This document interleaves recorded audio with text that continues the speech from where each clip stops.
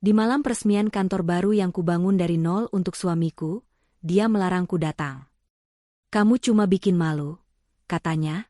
Ibu mertuaku tertawa dan menambahkan, tempatmu di rumah, cuci piring. Kamu itu pantasnya jadi babu. Tapi mereka salah besar. Malamnya suami meneleponku puluhan kali dengan panik karena pestanya hancur total.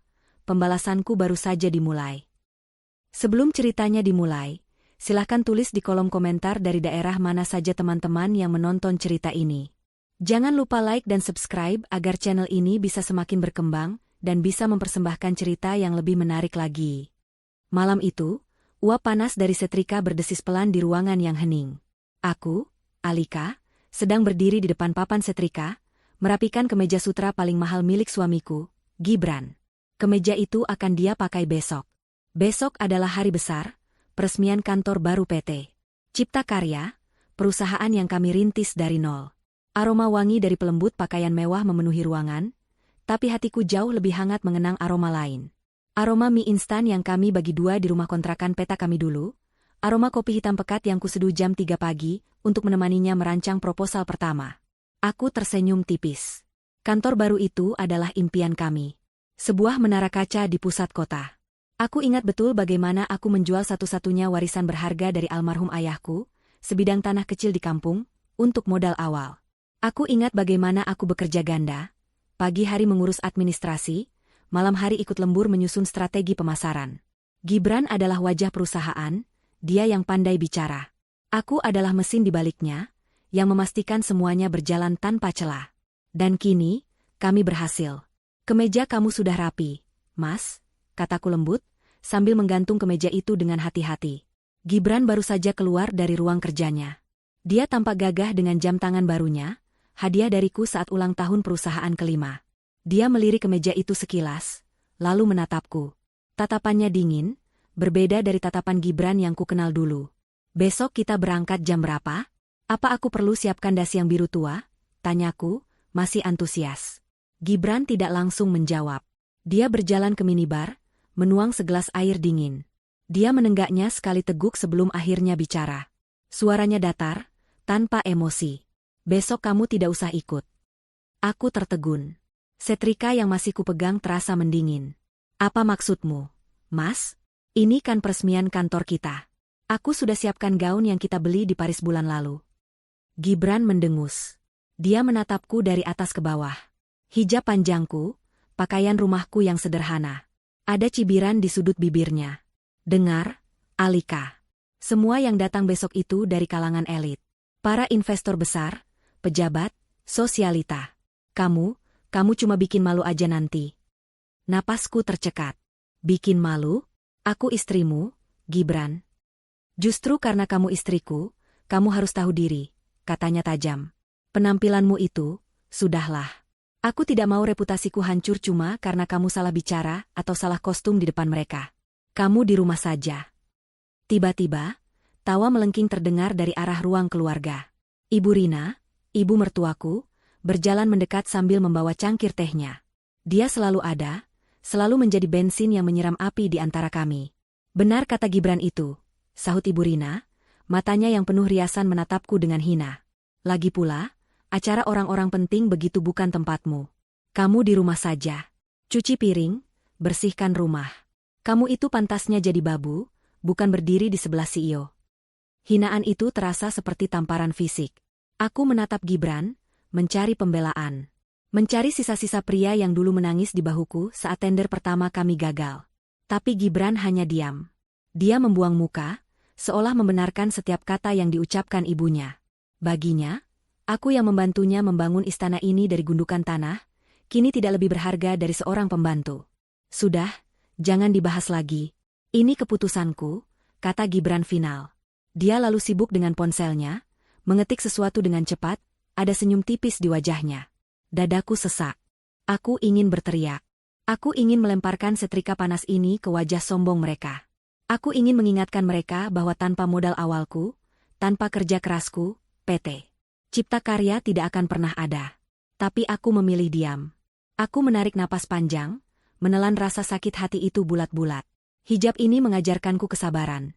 Tapi malam ini kesabaranku diuji sampai ke batasnya. Baiklah, kataku pelan, suaraku nyaris tak terdengar. Kalau itu maumu. Ibu Rina tersenyum puas. Gibran mengangguk, lega karena tidak ada drama. Mereka tidak tahu, diamku bukanlah tanda setuju. Diamku adalah tanda dimulainya sebuah perhitungan. Aku kembali ke kamar, meninggalkan mereka berdua yang mulai tertawa, dan membahas betapa megahnya pesta besok. Aku duduk di tepi ranjang. Air mataku akhirnya jatuh. Bukan air mata kesedihan, tapi air mata amarah yang membeku. Saat itulah Gibran masuk ke kamar mandi. Dia bersenandung, suara pancuran air mulai terdengar. Ponselnya yang mahal, yang juga aku belikan, tergeletak di meja nakas. Ponsel itu bergetar. Sebuah notifikasi muncul di layar yang menyala. Aku tidak pernah menyentuh barang pribadinya. Tapi malam ini, sesuatu mendorongku. Aku melirik layar itu. Nama kontaknya, Vina Hati Merah 2. Isi pesannya membuat darahku serasa berhenti mengalir. Sayang, baju pestaku sudah siap. Aku tidak sabar diperkenalkan sebagai pasangan CEO hebat sepertimu besok. Aku akan jadi wanita paling bahagia di pesta itu. Jadi, ini alasannya. Dia tidak hanya melarangku datang. Dia melarangku datang karena dia akan membawa wanita lain. Dia akan memperkenalkan selingkuhannya di acara yang kubangun dengan darah dan air mataku, sebagai pasangannya. Rasa sakit itu hilang seketika. Berganti dengan sesuatu yang dingin, tajam, dan sangat fokus. Gibran telah salah besar. Dia dan ibunya telah meremehkan wanita yang salah. Mereka pikir aku adalah babu yang penurut. Mereka tidak tahu siapa aku sebenarnya. Suara pancuran air masih terdengar.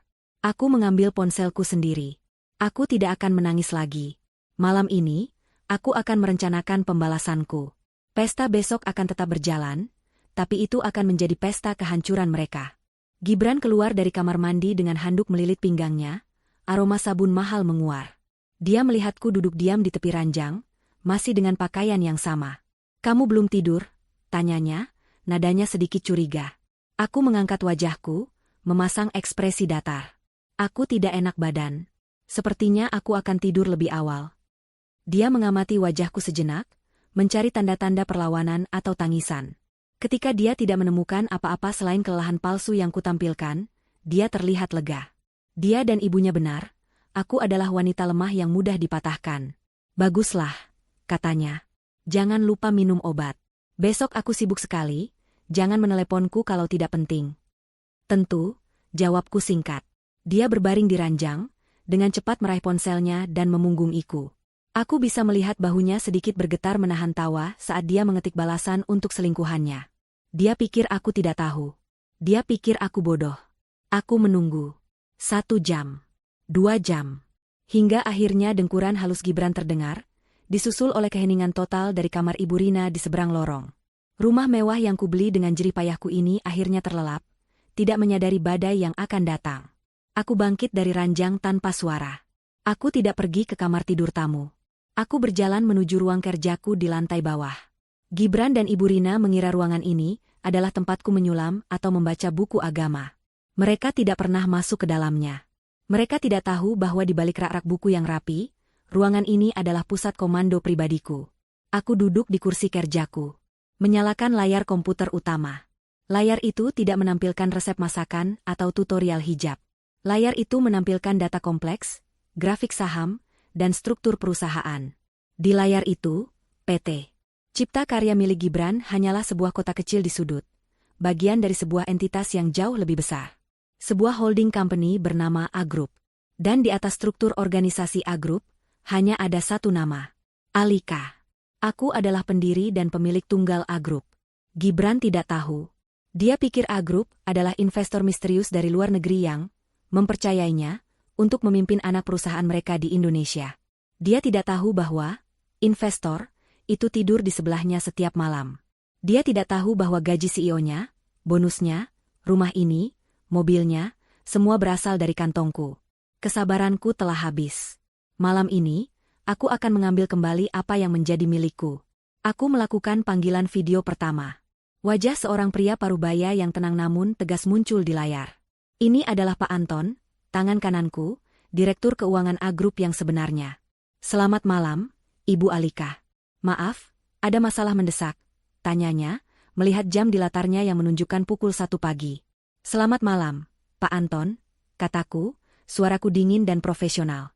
Suara CEO, bukan suara istri yang teraniaya. "Saya punya beberapa instruksi untuk besok pagi. Tepat pukul 6 pagi, saya mau Anda bekukan semua aset atas nama Gibran Ramadan." Pak Anton mengangkat alis, tapi dia tidak bertanya mengapa. Dia seorang profesional. "Semua aset, Bu? Termasuk rekening gajinya?"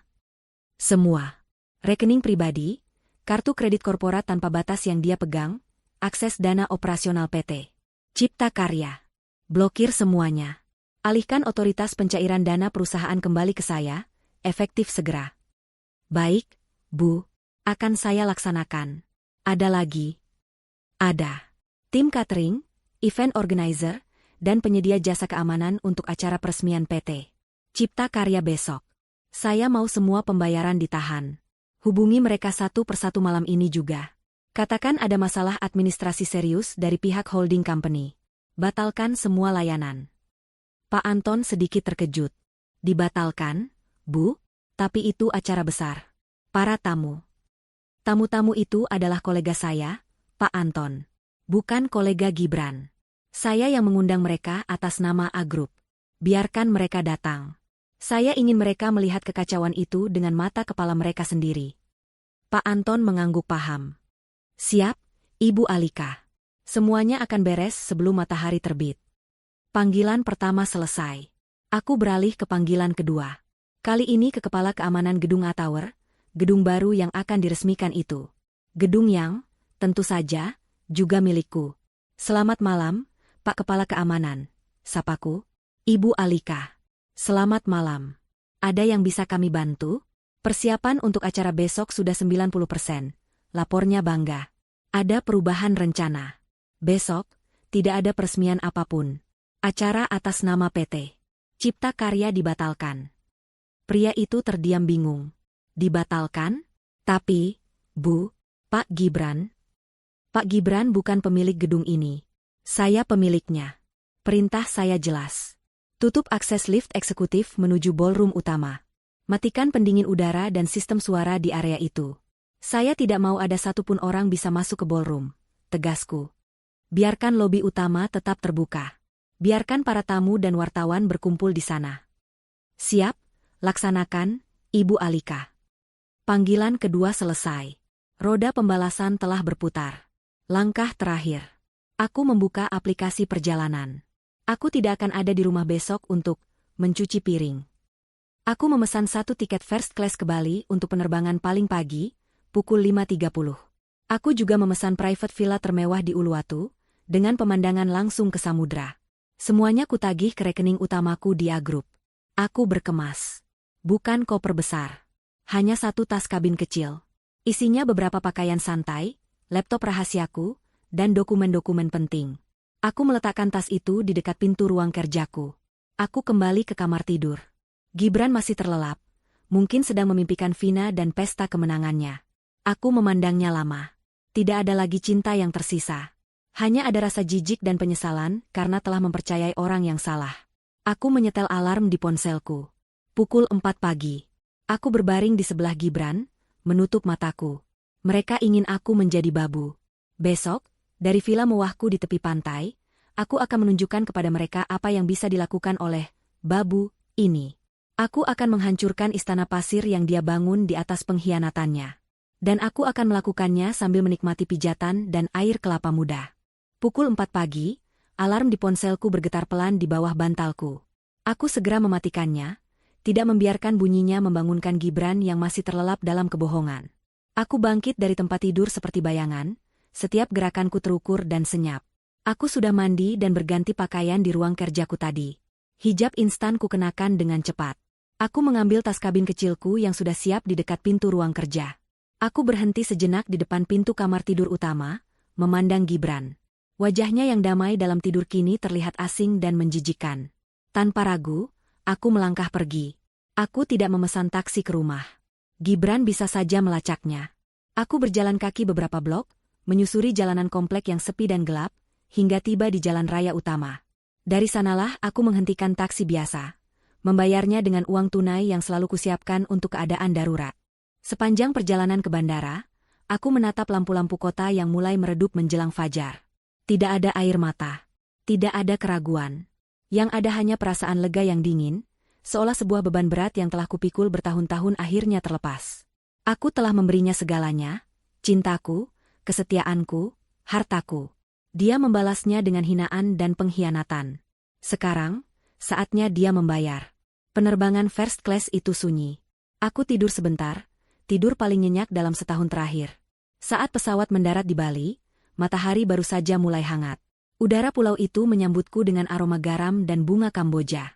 Sebuah mobil pribadi, yang telah diatur oleh asistenku di A-Group, sudah menungguku. Perjalanan menuju villa di Uluwatu terasa seperti transisi ke dunia lain. Sementara aku menghirup udara segar Bali, di Jakarta, di rumah mewahku, Gibran baru saja menggeliat bangun. Dia meraba sisi tempat tidurku dan mendapatinya kosong. Dia mendengus. Pasti sudah bangun, si babu, gumamnya. Dia bangkit dan bersiap. Dia mengenakan kemeja sutra yang kusetrika tadi malam, menyemprotkan parfum mahal, dan menata rambutnya dengan sempurna. Dia menatap bayangannya di cermin. Seorang CEO sukses, tampan, di puncak permainannya. Dia turun ke ruang makan. Ibunya, Ibu Rina, sudah duduk di sana, mengenakan pakaian terbaiknya, siap untuk pesta putranya. Mana Alika? Belum menyiapkan sarapan? Tanya Ibu Rina sinis. Entahlah, Bu, mungkin masih di kamar. Merajuk, kata Gibran acuh tak acuh. Baguslah. Biar dia tidak mengganggu. Pembantu bisa siapkan sarapan. Mereka makan dengan lahap, membicarakan siapa saja tamu penting yang akan datang, betapa Vina akan terlihat cantik mendampingi Gibran, dan betapa beruntungnya mereka karena Alika yang kampungan itu tidak ikut. Gibran bahkan tertawa. Aku tidak bisa membayangkan Alika dengan hijab lebarnya itu berdiri di antara para sosialita. Bisa dikira pelayan catering. Ibu Rina terbahak. Kamu ada-ada saja, Gibran. Sudah, cepat jemput Vina. Ibu tunggu di sini, nanti ibu menyusul pakai mobil satu lagi. Gibran mengangguk. Dia melirik ke arah kamarku.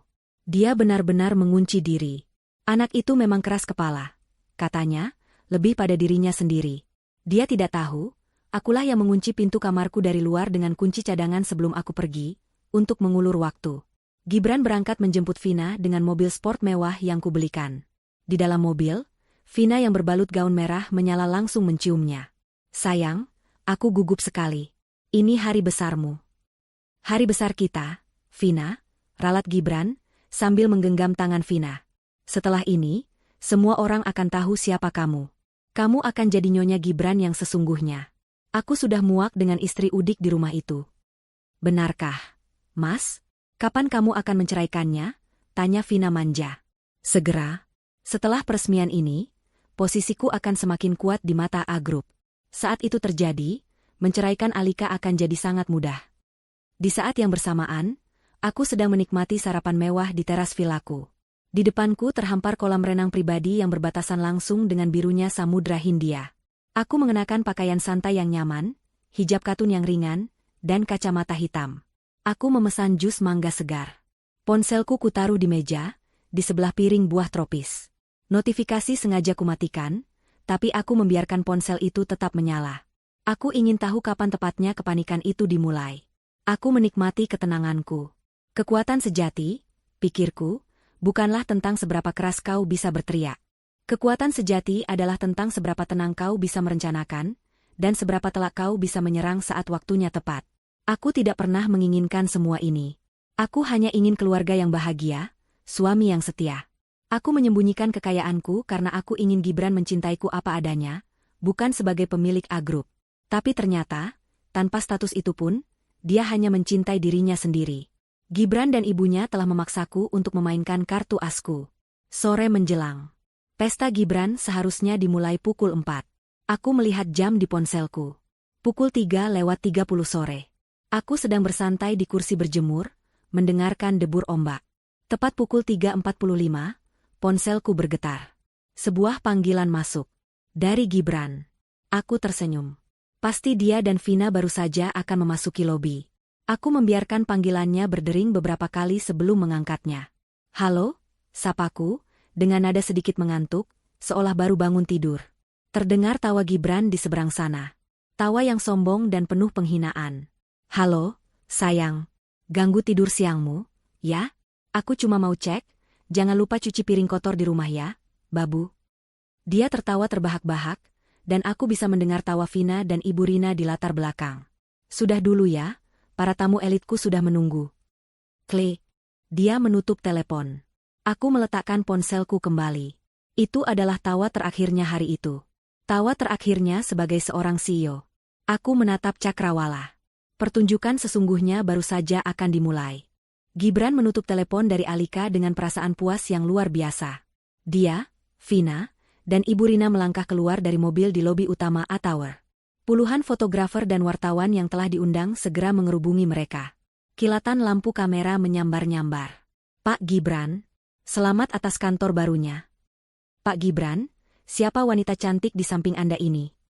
Gibran tersenyum lebar, merangkul pinggang Vina dengan posesif. Ini Vina, rekan spesial saya, katanya, memberikan jawaban menggantung yang memancing spekulasi. Vina tersenyum malu-malu, sementara Ibu Rina berdiri dengan dagu terangkat, bangga luar biasa. Mereka berjalan di atas karpet merah yang seharusnya menuju pintu masuk yang megah. Tapi saat mereka tiba di depan pintu kaca otomatis yang besar, suasana mulai terasa aneh. Lobi itu megah, berlantaikan marmer impor yang berkilauan. Namun, lobi itu penuh sesak. Bukan penuh sesak oleh tamu yang menikmati minuman selamat datang, melainkan penuh sesak oleh tamu-tamu yang berdiri dalam kelompok-kelompok kecil, tampak bingung dan kesal. Musik instrumental yang seharusnya mengalun lembut tidak terdengar.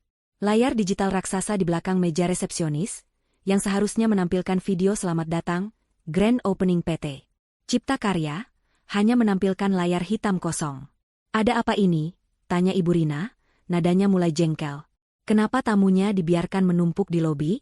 Tidak profesional sekali. Gibran juga mulai merasa tidak nyaman. Dia melihat beberapa investor penting yang dia kenal sedang berbicara dengan nada tinggi kepada staf gedung. Mungkin ada sedikit masalah teknis, kata Gibran, mencoba menenangkan Vina yang mulai cemberut. Sayang, di mana minumannya? Aku haus, keluh Vina. Sabar. Kita langsung naik ke ballroom saja, putus Gibran. Dia berjalan dengan angkuh menuju barisan lift eksekutif yang terpisah. Lift ini khusus untuk jajaran direksi dan tamu VVIP, langsung menuju ballroom di lantai 50. Dia mengeluarkan kartu akses emasnya, kartu CEO. Dia menempelkan kartu itu ke sensor. Lampu sensor berkedip merah. Akses ditolak. Kening Gibran berkerut. Dia mencoba lagi. Bip.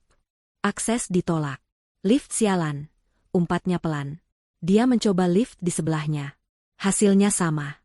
Keringat dingin mulai muncul di pelipisnya. Gibran, ada apa? Tanya Ibu Rina, suaranya semakin keras, menarik perhatian beberapa tamu di dekatnya. Kenapa liftnya tidak terbuka? Kamu ini CEO-nya, kan? Panggil petugasnya. Gibran panik. Dia berbalik dan berteriak ke arah meja resepsionis. Petugas. Keamanan. Ada apa dengan lift ini? Seorang manajer gedung berseragam rapi, yang sejak tadi sibuk ditarik-tarik oleh para tamu, berlari kecil menghampiri Gibran. Wajahnya pucat dan penuh keringat. Pak Gibran, maaf, Pak. Ada masalah, katanya gugup. Masalah apa? Saya lihat masalahnya. Liftnya mati. Tamu saya menumpuk di lobi. Catering di mana? Musik di mana? Ini acara peresmian saya, sembur Gibran. Itu dia masalahnya, Pak. Manajer itu menelan ludah. Kami baru saja mendapat instruksi mendadak 1 jam yang lalu. Instruksi langsung dari holding company. Jantung Gibran berdebar kencang. Instruksi apa? Saya tidak memberi instruksi apa-apa. Instruksi untuk membatalkan semua fasilitas acara PT Cipta Karya, Pak, kata manajer itu lirih, seolah takut didengar. Semua layanan dibatalkan. Catering diminta putar balik di lobi barang. Tim audio-video diperintahkan untuk mengemasi peralatan mereka. Listrik dan pendingin udara di ballroom lantai 50 sudah dipadamkan. Dunia Gibran seakan runtuh dalam sekejap. Dibatalkan? Siapa yang berani membatalkan? Saya CEO-nya. A Group mempercayai saya. Perintahnya datang langsung dari Dewan Direksi Tertinggi A Group, Pak. Mereka bilang. Bilang apa? Bentak Gibran. Mereka bilang, Anda sudah tidak punya wewenang lagi, Pak. Suara manajer itu, meskipun pelan, terdengar seperti ledakan bom di lobi yang mendadak hening. Para tamu dan wartawan yang berada dalam jangkauan pendengaran, terdiam. Lalu, bisik-bisik dimulai. Apa katanya?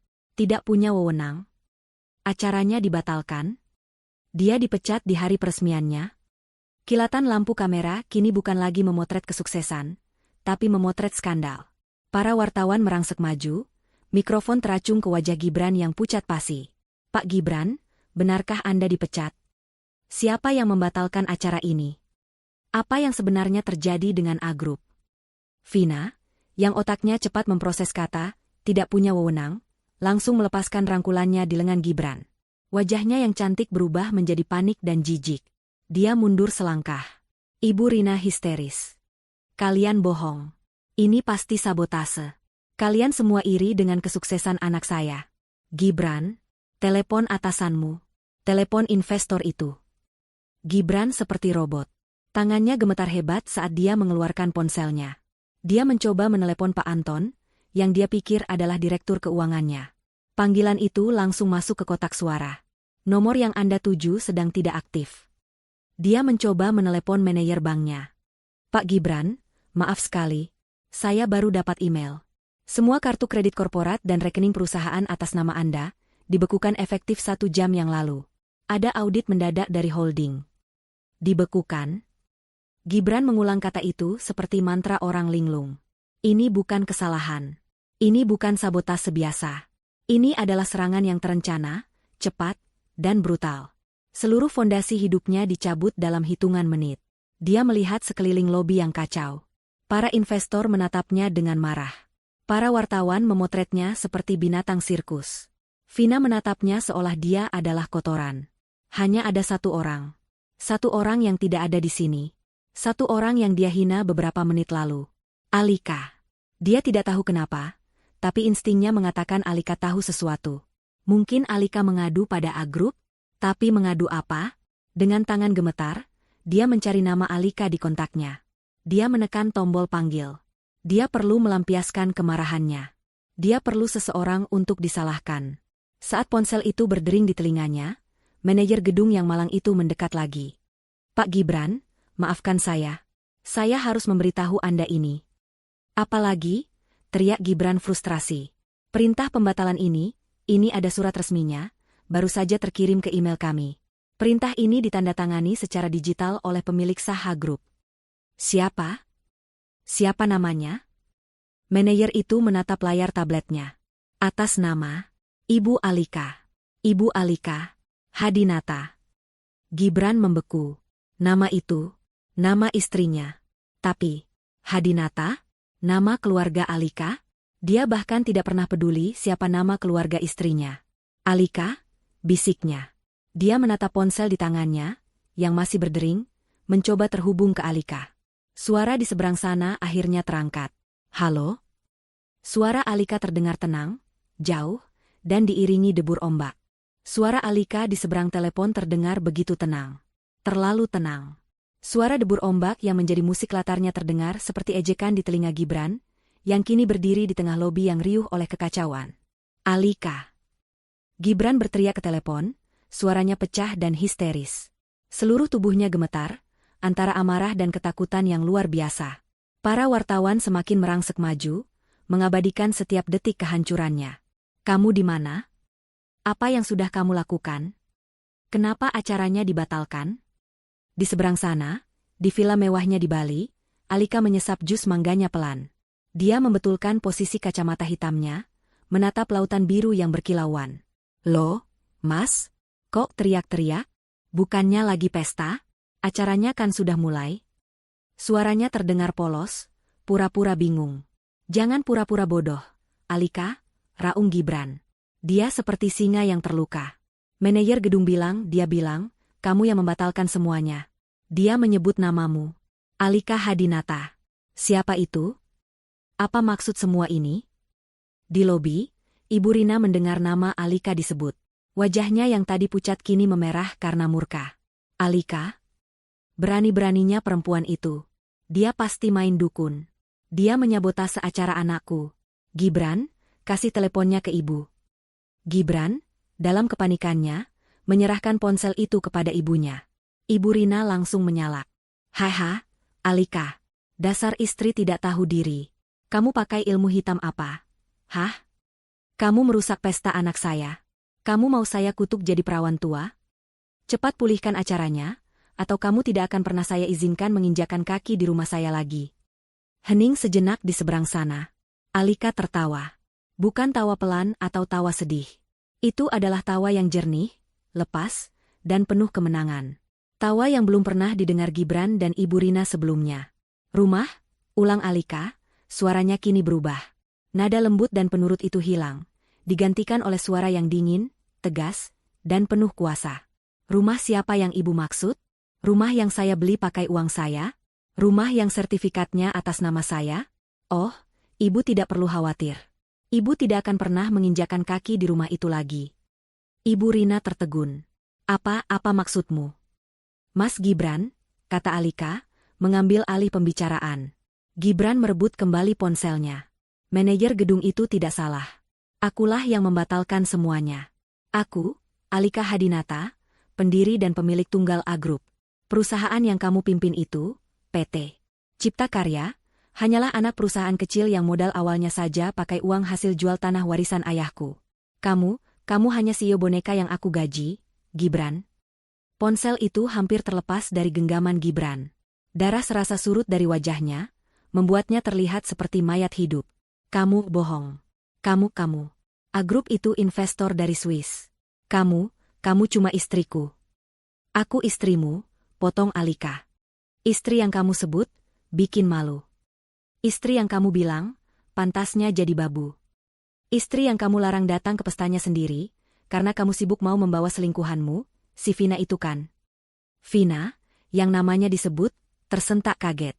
Dia tidak menyangka istri Gibran tahu. Bagaimana? Gibran tergagap. Kamu pikir aku bodoh, Gibran? Aku diam bukan berarti aku buta. Dan sekarang, permainanmu selesai. Gibran limbung. Dia hampir jatuh jika tidak berpegangan pada meja resepsionis. Ini tidak mungkin. Ini mimpi buruk. Alika, istrinya yang berhijab lebar, yang selalu menurut, yang dia anggap bodoh dan kampungan, adalah pemilik A Group? Pemilik gedung ini? Pemilik hidupnya? Alika. Sayang, ini pasti salah paham. Gibran mengubah nadanya seketika. Dari raungan singa menjadi rengekan anak kucing. Sayang, tolong jangan bercanda seperti ini. Para tamu melihatku. Ini reputasiku. Reputasimu? Alika tertawa lagi, kali ini sinis. Reputasimu sudah hancur saat kamu memutuskan untuk mengkhianatiku. Saat kamu lebih memilih menuruti ibumu untuk menghinaku. Reputasimu selesai saat kamu mengirim pesan mesra pada Vina tadi malam. Kepanikan Gibran mencapai puncaknya. Dia tidak peduli lagi dengan para wartawan, para tamu, atau bahkan Vina dan ibunya. Dia harus memohon pada Alika. Sayang, aku mohon. Aku di mana? Kamu di mana? Aku akan ke sana sekarang. Aku akan minta maaf. Aku akan sujud di kakimu. Tolong, nyalakan lagi pestanya. Aku mohon, Alika. Oh, Mas. Maaf, kata Alika dengan nada ringan yang dibuat-buat. Aku lagi sibuk. Seperti kata ibu tadi pagi, aku lagi cuci piring. Alika, jangan begini. Ini tidak lucu. Tentu saja tidak lucu. Tapi ini sangat memuaskan, jawab Alika. Aku lagi di Bali, Mas. Menikmati pemandangan dari private villaku. Kamu tahu, piring-piring di Hotel Bintang 5 ini bersih sekali. Tidak seperti piring kotor yang kamu suruh aku cuci di rumah. Bali? Teriak Gibran, putus asa. Iya. Selamat menikmati kekacauanmu, Gibran. Oh, dan satu lagi. Semua kartu kreditmu sudah diblokir. Rekeningmu dibekukan. Dan surat pemecatanmu sedang dalam perjalanan. Jangan repot-repot pulang ke rumah, karena rumah itu sudah diganti kuncinya. Klik. Alika menutup telepon. Gibran menatap layar ponselnya yang kini gelap. Hening. Seluruh lobi menatapnya. Dia mencoba menelepon lagi. Panggilan ditolak. Dia telepon lagi. Ditolak. Lagi. Ditolak. 5 panggilan. 10 panggilan. 20 panggilan. Puluhan panggilan histeris dia lakukan, tapi Alika tidak lagi mengangkatnya. Nomornya diblokir. Dia beralih menelepon Ibu Rina. Ibu. Ibu di mana? Ibu di mobil. Ibu tidak tahan malu. Suara ibunya terdengar panik dari seberang. Kita pulang, Gibran. Kita pulang sekarang. Kita harus bicara dengan Alika. Anak itu harus diberi pelajaran. Pulang ya, pulang. Gibran seperti orang linglung. Dia tidak peduli lagi pada Vina yang menatapnya jijik. Dia tidak peduli pada investor yang meneriakinya, penipu. Dia mendorong kerumunan wartawan, berlari keluar lobi, dan masuk ke mobilnya. Cepat, Bu, kita harus pulang. Ini gila, ini semua gila. Gibran menginjak pedal gas dalam-dalam, meninggalkan Atauer yang kacau balau di belakangnya. Dia masih berharap ini semua hanya lelucon kejam. Dia masih berharap Alika ada di rumah, menangis di kamar, dan semua ini bisa diselesaikan. Dia tidak tahu, mimpi buruknya baru saja dimulai. Perjalanan pulang ke rumah terasa seperti perjalanan menuju tiang gantungan. Gibran mengemudi seperti orang kesetanan, menyalip mobil-mobil lain dengan ceroboh. Ibu Rina di kursi penumpang terus-menerus mengomel, menyumpah serapah, menyalahkan Alika, Vina, manajer gedung, dan semua orang kecuali dirinya dan putranya. Berani-beraninya dia, istri durhaka. Pasti dia mencuri uangmu, Gibran. Dia pasti memalsukan dokumen. Tidak mungkin perempuan bodoh seperti dia bisa punya perusahaan sebesar itu. Ini pasti akal-akalan dia, cerocos Ibu Rina tanpa henti. Gibran tidak menjawab. Otaknya bekerja keras, mencoba mencerna informasi yang baru saja dia terima. Alika adalah A Group. Alika adalah atasannya. Alika adalah pemilik segalanya. Jika itu benar, maka dia bukan hanya kehilangan pekerjaan. Dia kehilangan segalanya. Dia teringat semua hal kecil yang selama ini dia abaikan. Teringat bagaimana Alika tidak pernah sekalipun meminta uang padanya. Teringat bagaimana Alika selalu tenang saat dia mengeluh soal keuangan di awal pernikahan, dan tiba-tiba saja, investor dari Swiss, itu muncul. Teringat bagaimana Alika kadang-kadang berbicara di telepon dengan bahasa Inggris bisnis yang fasih, yang Gibran kira hanya untuk pamer. Teringat bagaimana Alika dengan mudahnya menyetujui pembelian rumah mewah dan mobil-mobil sport. Gibran mengira Alika terbuai oleh kekayaannya, padahal Alikalah yang membayarnya. Bodoh, bodoh, bodoh. Gibran memukul setir mobilnya. Dia bukan hanya pengkhianat, dia adalah pria paling bodoh di muka bumi. Dia telah menghina ratu yang menyamar sebagai pelayan. Mobil sport itu berdecit kencang saat memasuki gerbang komplek perumahan elit mereka. Dari kejauhan, Gibran bisa melihat rumahnya yang megah. Tapi ada yang aneh. Gerbang otomatisnya tertutup rapat. Dan di depan gerbang, berdiri dua orang satpam berseragam hitam yang tidak dia kenali. Di samping mereka, berdiri seorang pria yang sangat dia kenal. Pak Anton. Pria yang Gibran kira adalah direktur keuangannya. Pria yang panggilannya masuk ke kotak suara tadi. Pria itu kini berdiri tegak, mengenakan setelan jas yang rapi, menatap Gibran dengan ekspresi dingin tanpa emosi. Di sebelahnya lagi, berdiri seorang pria lain membawa map kulit tebal. Kenapa mereka ada di sini? Desis Ibu Rina. Gibran, tabrak saja gerbangnya. Jangan gila, Bu, bentak Gibran. Dia menghentikan mobilnya tepat di depan gerbang. Jantungnya berdebar begitu kencang hingga terasa sakit. Dia turun dari mobil, diikuti oleh Ibu Rina yang memasang wajah angkuh. Pak Anton, ada apa ini? Kenapa Anda ada di sini dan bukan di kantor? Dan siapa orang-orang ini?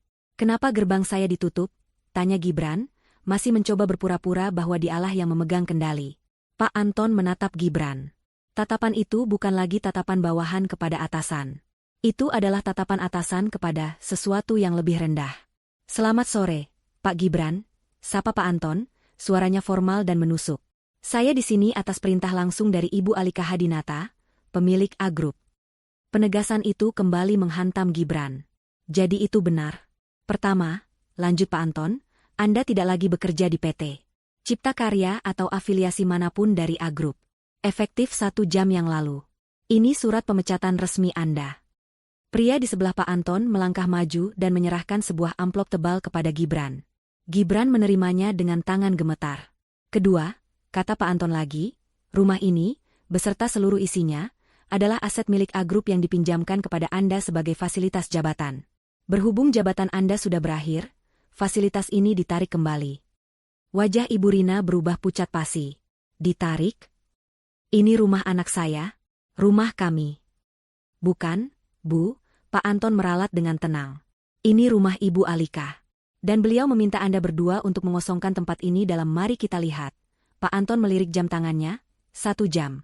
Tepatnya, Anda punya sisa waktu 50 menit lagi sebelum tim kami masuk untuk mengemasi barang-barang pribadi Anda. Mengosongkan? 1 jam. Kami mau tinggal di mana? Ibu Rina menjerit histeris. Itu bukan lagi urusan A Group, jawab Pak Anton datar. Ah, dan satu lagi.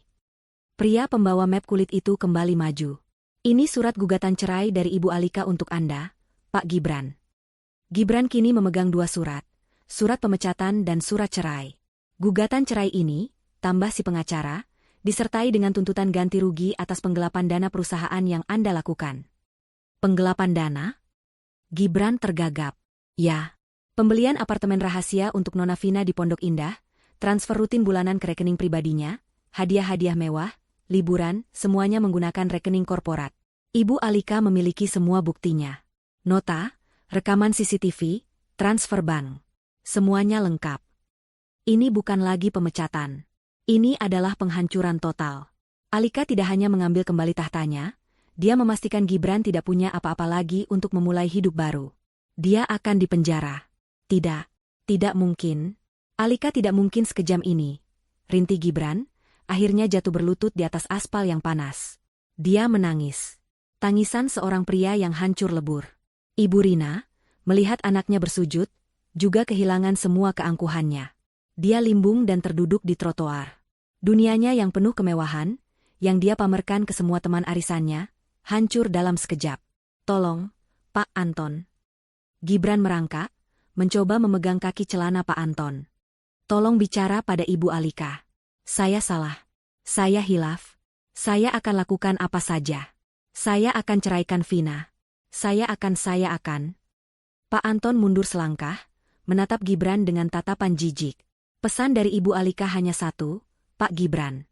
Beliau bilang, dulu Anda bilang beliau pantasnya jadi babu. Sekarang, beliau ingin Anda menikmati rasanya menjadi lebih rendah dari itu.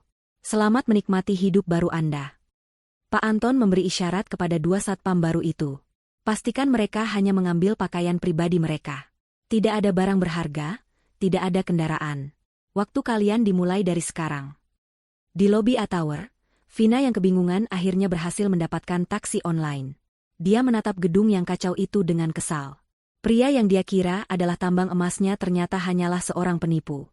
Saat taksi itu melaju, dia menerima notifikasi di ponselnya. Email dari bank.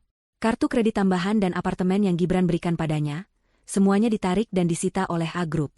Sialan, umpat Vina. Dia baru saja menyadari bahwa dia juga korban dari rencana besar ini. Dia sama hancurnya dengan Gibran. Gibran masih berlutut di atas aspal yang panas di depan gerbang rumahnya yang kini tertutup rapat. Surat pemecatan dan surat gugatan cerai di tangannya terasa lebih berat dari batu. Di sebelahnya, Ibu Rina terduduk lemas di trotoar, tatapannya kosong, masih tidak percaya dengan apa yang baru saja terjadi. Kemewahan yang menjadi napasnya telah dicabut dalam sekejap. Pak Anton berdiri seperti patung, diapit 2 satpam baru yang berwajah keras. Mereka tidak menunjukkan belas kasihan. Waktu kalian berjalan, Pak Gibran, Ibu Rina, kata Pak Anton, suaranya datar. 50 menit. Ibu Rina tersentak dari lamunannya. Wajah kosongnya seketika berubah menjadi murka. Aku tidak mau pergi. Ini rumahku. Aku ibunya Gibran. Gibran yang membelikan rumah ini. Dia bangkit berdiri, mencoba menerobos gerbang. Alika, keluar kamu, perempuan licik. Kamu tidak bisa mengusirku. Salah satu satpam itu maju selangkah. Tubuhnya yang tegap menghalangi jalan Ibu Rina. Maaf, Bu. Perintah atasan kami jelas. Anda bukan lagi penghuni di sini. Mohon kerjasamanya. Pergi kalian. Babu tidak tahu diuntung, jerit Ibu Rina. Gibran bangkit dengan sisa-sisa tenaganya. Dia menarik lengan ibunya. Cukup, Bu. Cukup. Kita sudah kalah. Kata-kata itu terasa pahit di lidahnya. Kita ambil barang-barang kita. Pak Anton mengangguk sekali. Gerbang kecil di samping gerbang utama dibuka. Silakan. Tim kami akan mengantar Anda ke kamar masing-masing. Kalian hanya boleh membawa pakaian pribadi dan barang-barang sentimental yang tidak memiliki nilai jual. Semua aset perusahaan, termasuk perhiasan, jam tangan, barang elektronik, dan kendaraan, akan tetap di sini. Ini adalah penghinaan terakhir. Mereka digiring masuk rumah mereka sendiri seperti pencuri. Satu satpam mengawal Gibran ke kamar utama, satu lagi mengawal Ibu Rina ke kamarnya. Di depan pintu kamar mereka, masing-masing sudah disiapkan 2 buah kotak kardus besar yang masih baru. Silakan, Pak. Waktu Anda 30 menit, kata satpam yang mengawal Gibran. Gibran masuk ke kamar yang megah itu. Aroma parfum Alika yang lembut masih tertinggal. Di atas meja rias, semua perlengkapan Alika sudah tidak ada. Lemari pakaian di sisi Alika juga kosong. Dia sudah merencanakannya. Dia sudah pergi jauh sebelum ini. Gibran membuka lemarinya sendiri. Puluhan setelan jas impor tergantung rapi. Kemeja-kemeja sutra. Di laci, berderet jam tangan mewah, beberapa di antaranya bernilai miliaran. Dia mengulurkan tangan untuk mengambil jam favoritnya. Maaf, Pak, suara satpam itu menghentikannya. Itu fasilitas perusahaan. Tangan Gibran mengepal.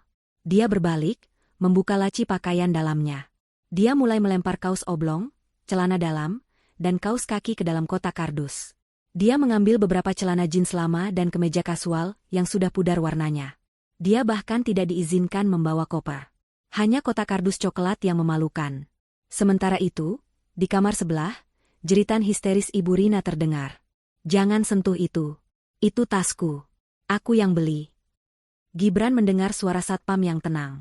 Maaf, Bu. Tas ini terdaftar dalam audit aset. Ini dibeli menggunakan kartu kredit korporat. Kurang ajar. Ini perhiasanku. Berlian ini asli. Gibran yang belikan.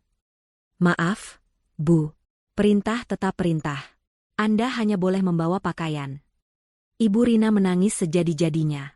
Dia melempar pakaian-pakaian mahalnya ke dalam kotak, sambil terus mengutuk Alika. Iblis berhijab. Perempuan ular. Aku tidak akan memaafkanmu, Alika. Aku akan menyumpahimu sampai 7 turunan. Gibran menutup matanya. Kutukan ibunya terdengar kosong. Mereka sudah tidak punya apa-apa lagi untuk dikutuk. Selesai mengemas, Gibran duduk di tepi ranjang. Dia melihat satu foto di meja nakas. Foto pernikahan mereka. Alika tersenyum begitu tulus, matanya berbinar bahagia. Dia terlihat cantik dalam balutan hijab pengantinnya. Gibran mengambil bingkai foto itu, hendak memasukkannya ke kotak. Foto itu juga tinggal, Pak, kata si satpam. Bingkainya terbuat dari perak murni. Aset perusahaan. Gibran membanting foto itu ke lantai. Kaca pecah berderai. Wajah bahagia Alika kini tertutup retakan. Ambil semuanya, teriak Gibran frustrasi. Dia menutup kotak kardusnya dengan kasar. Waktu habis. Gibran dan Ibu Rina digiring kembali ke lobi rumah. Pak Anton dan si pengacara sudah menunggu di dekat pintu keluar. Satu hal lagi, kata si pengacara. Ibu Alika, atas kebaikan hatinya, masih memikirkan nasib ibu Anda, Bu Rina. Ibu Rina mendongak, ada sedikit harapan di matanya. Ibu Alika sudah membayarkan uang sewa sebuah rumah kontrakan sederhana di daerah pinggir kota. Cukup untuk 6 bulan. Ini alamatnya, si pengacara menyerahkan secari kertas. Setelah 6 bulan, Ibu Rina diharapkan bisa mengurus dirinya sendiri. Rumah kontrakan, desis Ibu Rina. Setelah semua ini, dia memberiku rumah kontrakan? Penghinaan macam apa ini? Bagaimana dengan saya? Tanya Gibran pelan. Si pengacara menatap Gibran. Anda tidak ada dalam daftar, Pak Gibran. Ibu Alika merasa Anda, sebagai seorang pria, bisa mengurus diri Anda sendiri. Tamparan ini terasa lebih sakit daripada surat pemecatan. Alika masih berbelas kasihan pada ibu yang menghinanya, tapi tidak padanya. Alika sudah membuangnya. Benar-benar membuangnya. Sekarang, silakan keluar, kata Pak Anton. Gibran dan Ibu Rina berjalan keluar dari pintu rumah mereka untuk terakhir kalinya, masing-masing memeluk kotak kardus. Gerbang ditutup dan dikunci di belakang mereka. Suara klik dari kunci baru itu terdengar seperti vonis mati. Mereka kini resmi menjadi gelandangan. Mereka berdiri di trotoar yang sepi. Tidak ada mobil. Tidak ada sopir. Ponsel Gibran bergetar di sakunya.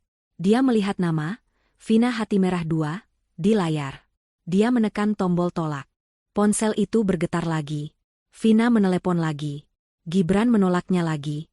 Sesaat kemudian, sebuah pesan teks masuk. Huruf kapital semua. Dasar penipu. Jadi kamu cuma CEO boneka? Pria miskin. Jangan pernah hubungi aku lagi. Semua kartu dan apartemenku disita gara-gara kamu. Kembalikan semua waktuku. Bajingan. Gibran membaca pesan itu dengan nanar. Inilah wanita yang dia puja. Wanita yang karenanya dia menghina istrinya sendiri. Siapa? Tanya Ibu Rina ketus. Vina, jawab Gibran kosong. Pelakor itu. Ibu Rina tiba-tiba meledak. Dia mencoba merebut ponsel Gibran. Ini semua gara-gara dia. Dia yang meracuni pikiranmu. Dia yang membuatmu melawan Alika. Gibran menatap ibunya.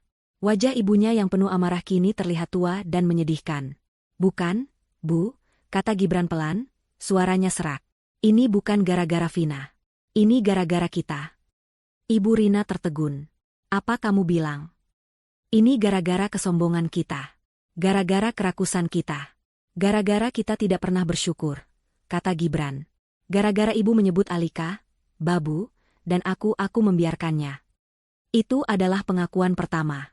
Pengakuan yang terlambat. Ibu Rina tidak bisa menjawab. Mereka terdiam. Tidak ada yang bisa dikatakan lagi. Matahari mulai terbenam, mewarnai langit dengan warna oranye yang ironisnya indah. Mereka harus berjalan kaki. Dua orang yang tadinya adalah raja dan ratu, kini berjalan gontai keluar dari komplek mewah, memeluk kotak kardus berisi sisa-sisa hidup mereka.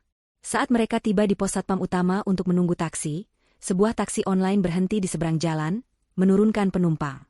Gibran tidak sengaja melihat ke dalam taksi itu saat pintunya terbuka. Itu Vina. Dia pasti baru saja kembali ke apartemennya yang kini sudah disita. Vina juga melihat Gibran. Dia melihat Gibran yang berkeringat, kemejanya kusut, memeluk kotak kardus.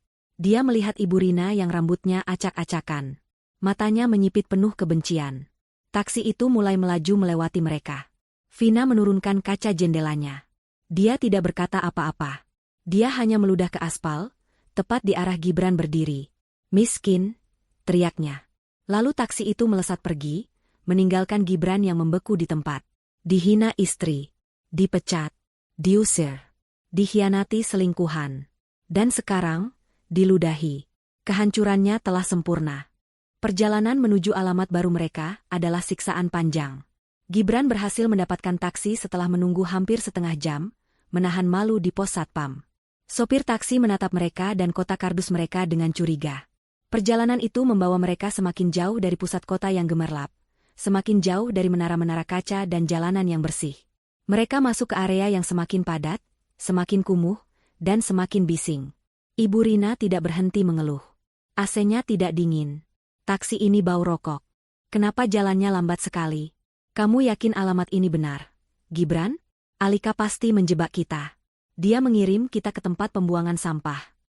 Gibran hanya diam, memalingkan wajah ke jendela. Dia tidak punya tenaga untuk berdebat. Setiap keluhan ibunya adalah pengingat akan kesalahannya sendiri. Dialah yang membuat mereka ada di sini. Setelah lebih dari 1 jam, taksi itu berhenti di depan sebuah gang sempit yang bahkan tidak bisa dimasuki mobil. Sudah sampai, Pak. Rumahnya di dalam gang itu, nomor 27, kata sopir taksi. Gibran membayar ongkos taksi dengan sisa uang tunai terakhir di dompetnya. Uangnya kini benar-benar habis. Ibu Rina menatap gang becek di depannya dengan ngeri. Tidak. Ibu tidak mau masuk ke sana. Itu bukan rumah. Itu sarang tikus. Gibran, ibu tidak mau. Kita tidak punya pilihan, Bu, bentak Gibran, rasa frustrasinya akhirnya meledak. Dia menarik kotak kardusnya keluar dari bagasi. Ibu mau tidur di jalan malam ini? Silakan. Saya akan masuk. Gibran melangkah masuk ke gang sempit itu, menyeret kotaknya.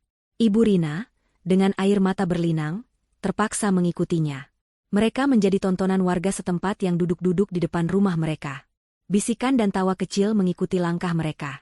Rumah nomor 27 adalah sebuah rumah petak kecil di ujung gang. Ket dindingnya sudah mengelupas di mana-mana. Pagar besinya berkarat. Gibran membuka pintu yang tidak dikunci itu. Bau pengap dan lembab langsung menyergap hidung mereka. Rumah itu persis seperti yang Ibu Rina takutkan. Satu ruang tamu kecil yang hanya berisi 2 kursi kayu tua. 2 kamar tidur sempit yang hanya muat 1 kasur kapuk tipis di lantai. Dan 1 kamar mandi jongkok yang kotor. Tidak ada pendingin ruangan. Hanya ada 1 kipas angin langit-langit yang berdebu di ruang tamu. Ibu Rina menjatuhkan kotaknya. Dan dia mulai menjerit. Bukan jeritan marah, tapi jeritan putus asa yang melengking. Tidak, Aa. Aku tidak mau tinggal di sini. Panas. Bau. Kotor. Gibran, lakukan sesuatu. Telepon Alika. Suruh dia berhenti bersandiwara. Aku ibumu, Gibran. Suruh dia minta maaf padaku. Dia ambruk ke lantai yang kotor, menangis meraung-raung. Gibran bersandar di dinding yang lembab. Dia mengeluarkan ponselnya. Dia tahu ini sia-sia, tapi dia tetap mencobanya. Dia menelepon Alika. Nomor yang Anda tuju telah memblokir panggilan Anda. Dia mencoba menelepon Pak Anton. Diblokir. Dia mencoba menelepon kantor. Nomornya sudah tidak terdaftar. Nomor kita diblokir. Bu, katanya pelan. Tidak ada yang bisa kita hubungi. Ini rumah kita sekarang. Malam pertama adalah neraka. Panasnya minta ampun. Kipas angin itu hanya memutar udara pengap. Nyamuk berpesta di kulit mereka yang tidak terbiasa. Ibu Rina tidak berhenti menangis dan mengeluh sampai akhirnya tertidur, karena kelelahan di atas kasur kapuk yang keras. Gibran tidak bisa tidur. Dia duduk di ruang tamu yang gelap, ditemani suara cekcok tetangga sebelah dan raungan motor yang lewat di jalan raya. Dia lapar. Sejak sarapan mewah tadi pagi, yang terasa seperti sudah 1000 tahun lalu, mereka belum makan apa-apa. Dia memeriksa dompetnya. Kosong. Dia memeriksa aplikasi bank di ponselnya. Semua rekeningnya menampilkan saldo nol. Dibekukan. Dia tidak punya uang sepeser pun. Dia, Gibran Ramadan, mantan CEO, tidak punya uang untuk membeli sebungkus mie instan. Ironis, mengingat dulu dia dan Alika sering berbagi mie instan karena cinta. Sekarang dia akan kelaparan karena pengkhianatan. Hari-hari berikutnya terasa semakin berat. Ibu Rina menolak melakukan apapun. Dia hanya duduk di kursi kayu, melamun, atau menangis, atau menyalahkan Gibran. Rumah itu semakin kotor. Piring bekas makan bubur yang Gibran beli dengan sisa uang koin terakhir, menumpuk di dapur. Bu, setidaknya cuci piring, kata Gibran. Apa? Kamu menyuruhku cuci piring? Kamu lupa aku ini siapa? Aku ibumu. Dan aku anakmu yang sudah tidak punya apa-apa, balas Gibran. Kita tidak punya babu lagi, Bu. Alika benar. Sekarang, ibu yang harus cuci piring. Atau kita makan pakai daun. Gibran, didorong oleh rasa lapar dan putus asa, terpaksa melakukan apa yang belum pernah dia lakukan. Dia mengambil tumpukan piring kotor itu, pergi ke kamar mandi, dan mulai mencucinya dengan sabun colek batangan yang ada di sana. Dia, yang tangannya terbiasa memegang pulpen mahal dan setir mobil sport, kini berlumuran busa sabun kotor. Sementara itu, karma untuk Ibu Rina datang dari arah lain. Ponselnya, yang paket datanya masih aktif, mulai dibanjiri pesan dari teman-teman arisannya. Rina, kamu di mana? Kok tidak datang ke pesta anakmu? Rin, aku dengar gosip. Benar Gibran dipecat? Ya ampun, Rin, aku baru lihat videonya di akun gosip. Itu Gibran diusir dari kantornya. Kan? Dan itu Vina meludahi dia? Memalukan sekali. Berita kehancuran Gibran menyebar seperti api. Lengkap dengan foto Gibran yang berlutut di depan Pak Anton, dan video memalukan saat Vina meludahinya. Nama Ibu Rina, yang selalu sombong dan pamer, kini menjadi bahan tertawaan. Dia dikeluarkan dari grup WhatsApp arisan mewahnya. Teman-teman sosialitanya memblokir nomornya. Dia terisolasi. Putus asa karena tidak punya uang, Ibu Rina teringat sesuatu. Dia masih punya harta karunnya. Perhiasan dan tas yang ada di dalam dompetnya saat dia diusir. Itu tidak banyak, tapi cukup untuk bertahan hidup. Gibran, antar ibu ke toko emas, katanya suatu hari. Dengan sisa tenaga, Gibran menemaninya berjalan kaki ke pasar terdekat. Ibu Rina, dengan sisa keangkuhannya, masuk ke sebuah toko emas kecil. Dia mengeluarkan kalung berlian yang selalu dia banggakan. Koko, saya mau jual ini. Ini berlian asli, lihat. Harganya pasti mahal. Pemilik toko emas itu mengambil kalung itu, mengamatinya dengan kaca pembesar, lalu menggoreskannya ke sebuah batu. Dia menggelengkan kepala. Maaf, Bu. Ini palsu. Kaca ini, cubik zirconia, kualitas paling rendah. Palsu. Ibu Rina memekik. Tidak mungkin. Anak saya yang belikan. Harganya ratusan juta. Kamu pasti mau menipu saya. Coba cek yang lain, kata Gibran. Ibu Rina mengeluarkan cincin dan anting-antingnya. Pemilik toko memeriksanya satu persatu. Palsu. Ini juga palsu. Semuanya imitasi, Bu. Ibu Rina menoleh ke Gibran, matanya menuntut penjelasan. Gibran? Gibran tidak bisa menatap mata ibunya. Dia malu setengah mati. Itu benar. Dia membelikan ibunya perhiasan palsu dan tas KW super. Dia terlalu pelit untuk membelikan ibunya barang asli, karena semua uang perusahaan yang dia curi, dia habiskan untuk Vina. Apartemen Vina asli. Mobil Vina asli. Perhiasan Vina asli. Tapi untuk ibunya sendiri, dia berikan yang palsu. Kenyataan itu menghantam Ibu Rina seperti kereta barang. Dia bukan hanya kehilangan status. Dia menyadari bahwa dia bahkan tidak pernah benar-benar memilikinya. Dia hanyalah pajangan palsu, sama seperti perhiasannya. Dia ditipu oleh anaknya sendiri. Gibran, kamu? Ibu Rina tidak bisa melanjutkan kata-katanya. Pandangannya kabur. Rasa malu, amarah, dan kesadaran bahwa dia telah menghina wanita tulus seperti Alika demi kebanggaan palsu yang diberikan putranya, semuanya terlalu berat. Dia ambruk. Pingsan di tengah lantai pasar yang kotor dan becek. Gibran panik. Ibu. Ibu. Bangun, Bu. Tolong. Tolong. Karma si ibu mertua telah tiba. Dia yang dulu menghina Alika pantas jadi babu, kini pingsan di pasar kumuh, dikelilingi barang-barang palsu, tanpa memiliki apa-apa selain kehinaan. Kepanikan yang Gibran rasakan saat melihat ibunya ambruk di lantai pasar yang kotor, adalah jenis kepanikan baru. Ini bukan tentang kehilangan reputasi atau uang. Ini tentang hilangnya satu-satunya orang yang tersisa di dunianya, meskipun orang itu sama beracunnya dengan dirinya. Ibu. Ibu. Bangun. Teriaknya, mengguncang-guncang tubuh Ibu Rina yang lunglai. Orang-orang di pasar mengerumuninya, beberapa menatap Iba, beberapa berbisik, mengenali wajahnya dari berita gosip. Itu kan, si CEO yang bangkrut itu. Tolong. Panggil ambulans. Gibran berteriak, tapi dia tahu dia tidak punya uang untuk membayarnya. Seorang pemilik warung yang iba menyiramkan air ke wajah Ibu Rina, tapi wanita itu tidak bergerak. Matanya tertutup dan napasnya terdengar berat. Jangan ambulans, Mas. Mahal. Bawa ke klinik Pak Mantri saja di ujung jalan. Pakai becak. Usul seseorang. Gibran, dengan bantuan beberapa warga, mengangkat tubuh ibunya ke atas becak. Dia berjanji pada tukang becak akan membayarnya nanti, sebuah janji kosong yang membuatnya semakin merasa hina. Klinik kecil itu berbau obat dan kesengsaraan. Pak Mantri, seorang pria tua yang tampak lelah, memeriksa Ibu Rina dengan cepat. Dia mengukur tekanan darahnya. Matanya langsung menatap Gibran dengan serius. Ini bukan pingsan biasa, Pak, kata Pak Mantri. Tekanan darahnya sangat tinggi. Gejalanya menunjukkan ini serangan stroke. Kemungkinan karena syok berat. Sisi kirinya sudah lemah. Beliau harus segera dibawa ke rumah sakit. Rumah sakit? Ulang Gibran, kata itu terdengar seperti vonis mati. Saya tidak punya uang. Pak Mantri menghela napas. Kalau begitu, saya tidak bisa berbuat banyak. Saya akan berikan suntikan penurun tensi untuk menstabilkannya sementara. Tapi beliau butuh CT scan dan perawatan intensif. Tanpa itu, kondisinya bisa memburuk cepat. Bisa lumpuh permanen, atau lebih buruk lagi. Gibran terduduk di kursi tunggu yang reot. Lumpuh. Kata itu bergema di kepalanya. Dia tidak bisa merawat ibunya. Dia bahkan tidak bisa membeli makanan untuk dirinya sendiri. Disinilah, di klinik yang pengap ini, Gibran mencapai titik terendahnya. Dia tidak punya pilihan.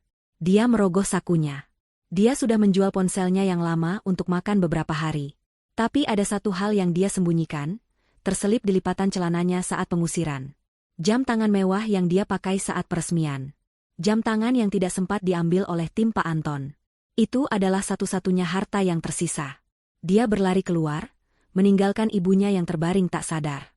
Dia berlari kembali ke pasar, mencari toko yang mau membeli jam tangan bekas. Dia tahu harga jam itu miliaran. Tapi dia tidak dalam posisi untuk menawar. Dia hanya butuh uang tunai, sekarang juga. Pemilik toko jam di pasar itu menatap Gibran, lalu menatap jam di tangannya. Dia mengenali Gibran. Dia tersenyum licik. Barang bagus, Pak Gibran, tapi sayang, lagi sepi. Dan ini sepertinya asli, tapi saya harus ambil risiko. Saya tawarkan 5 juta. 5 juta? Gibran murka. Jam ini harganya 3 miliar. Anda gila? Silakan tawarkan ke tempat lain kalau begitu, Pak, kata si pemilik toko, berbalik badan. Tapi saya ragu ada yang mau berbisa kuis dengan Bapak sekarang ini. Kasus Bapak sedang panas-panasnya. Gibran gemetar. Dia butuh uang itu. Dia benci pemilik toko itu, tapi dia lebih benci dirinya sendiri. Baik, desisnya. 5 juta. Tunai. Uang 5 juta rupiah kini terasa seperti debu di tangannya. Padahal beberapa hari lalu dia bisa menghabiskan ratusan juta untuk Vina dalam satu malam.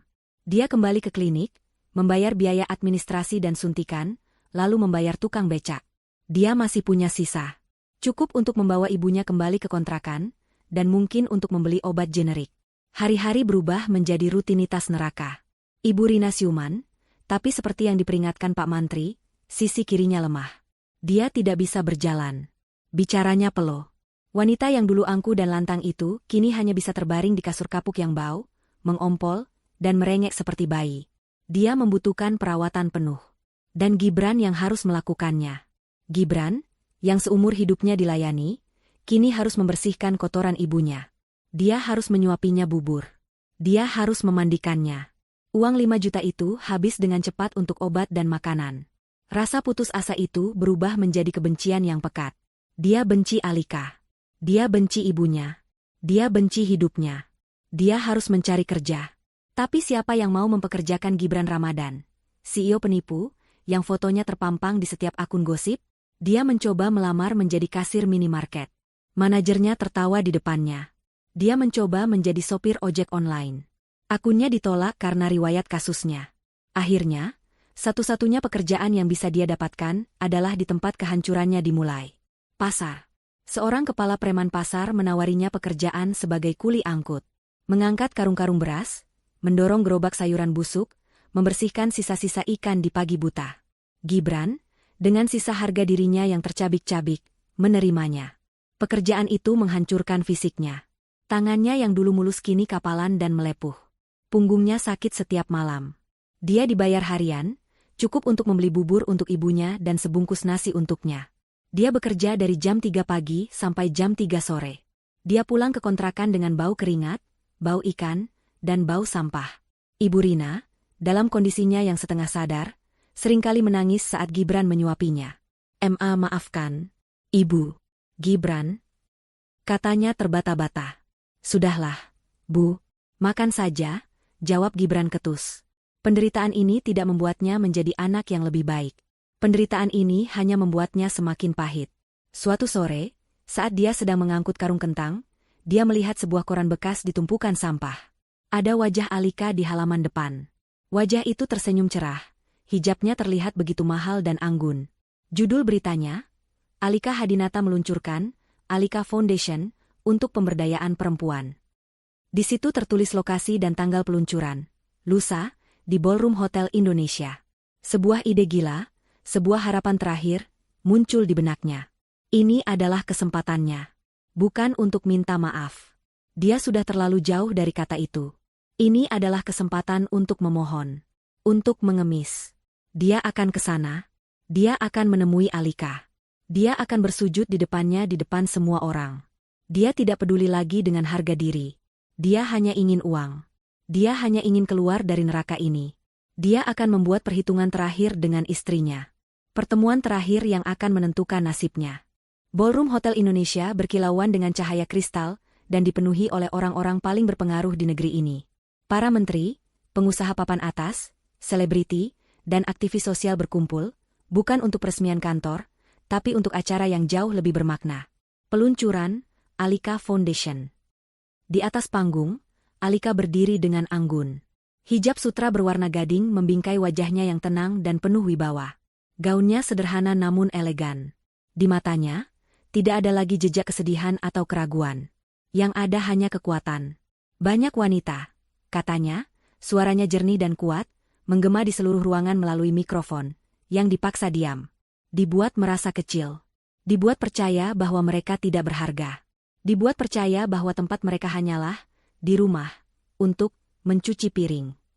Malam ini, saya berdiri di sini untuk mengatakan, suara kita berharga. Mimpi kita penting. Dan kita, lebih dari pantas untuk memimpin. Tepuk tangan membahana.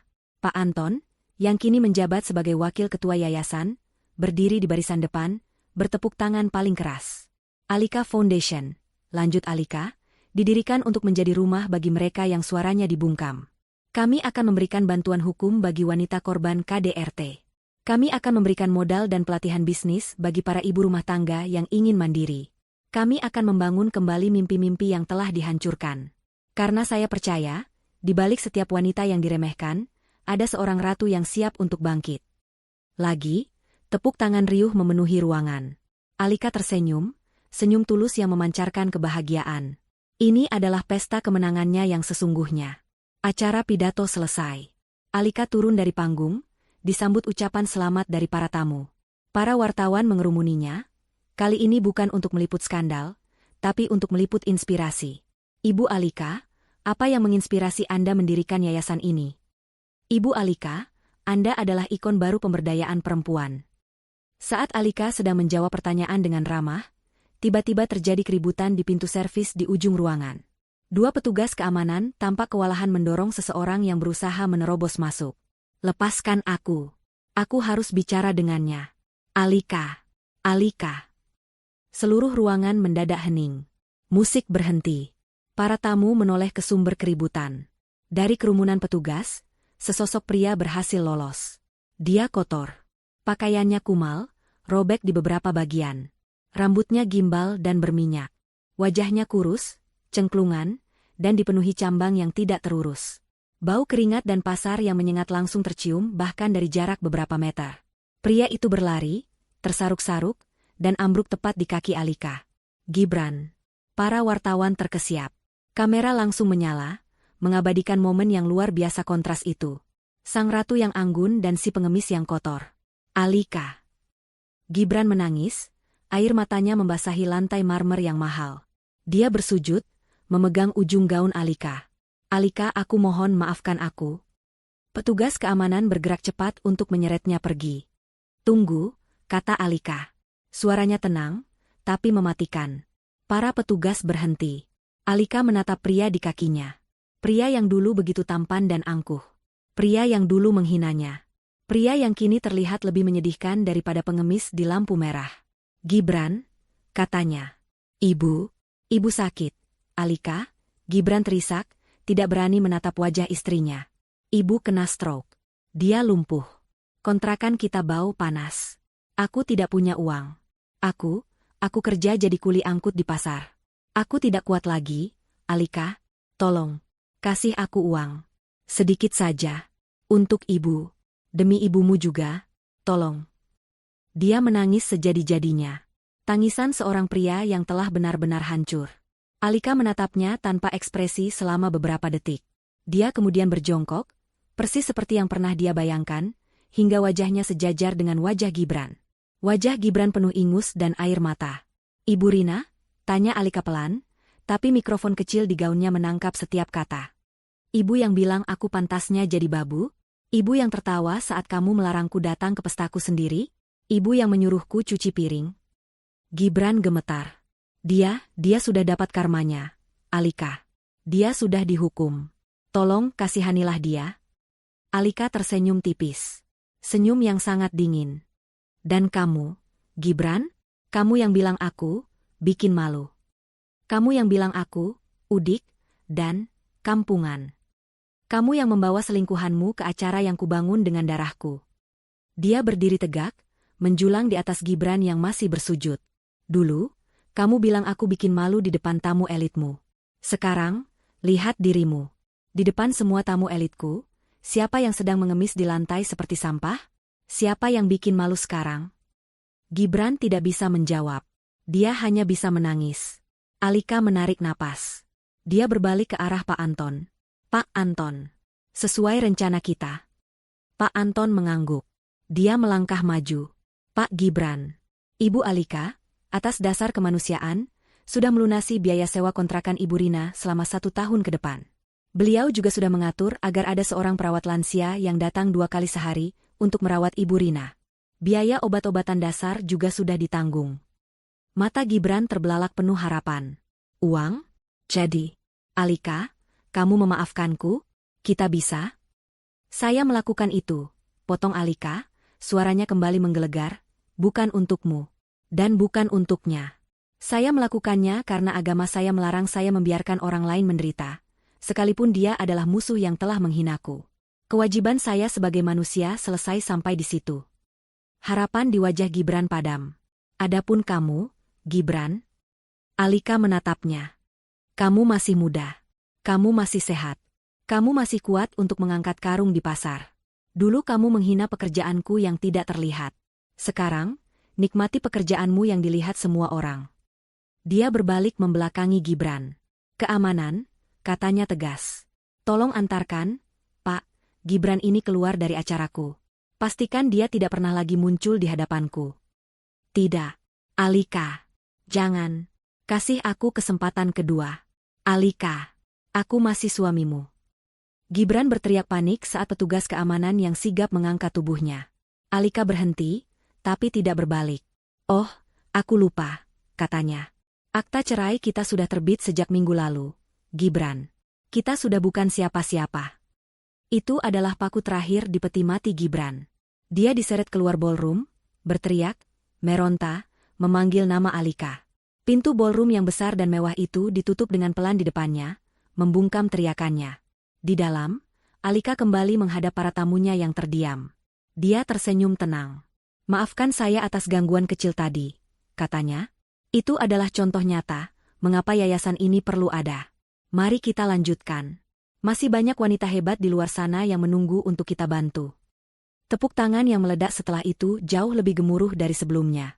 Para tamu tidak hanya melihat seorang filantropis.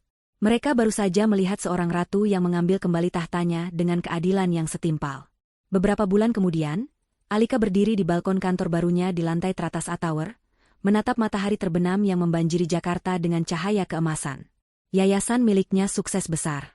Perusahaannya semakin maju. Dia akhirnya menemukan kedamaian. Jauh di bawah sana, di sebuah pasar yang becek, seorang pria kurus dengan tatapan kosong sedang mendorong gerobak berisi sisa-sisa sayuran busuk. Dia berhenti sejenak untuk mengelap keringat. Matanya menangkap selembar koran bekas yang terinjak-injak di lumpur. Ada foto Alika di sana, tersenyum, menerima penghargaan sebagai wanita paling berpengaruh tahun ini. Gibran menatap foto itu lama. Tidak ada lagi air mata. Hanya ada kehampaan yang abadi. Dia meludah ke tanah, lalu dengan marah menendang gerobaknya, dan terus mendorongnya ke dalam kegelapan malam. Karmanya telah lunas terbayar.